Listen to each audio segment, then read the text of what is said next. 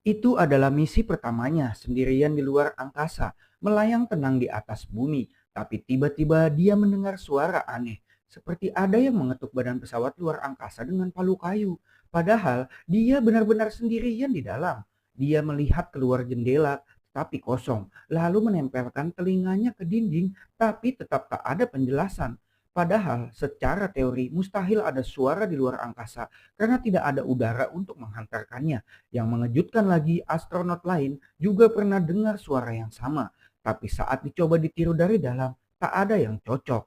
Beberapa orang bilang mungkin itu hanya suara bodi pesawat yang memuai dan menyusut karena suhu, tapi sebagian lainnya bertanya-tanya, apa mungkin ada sesuatu di luar sana?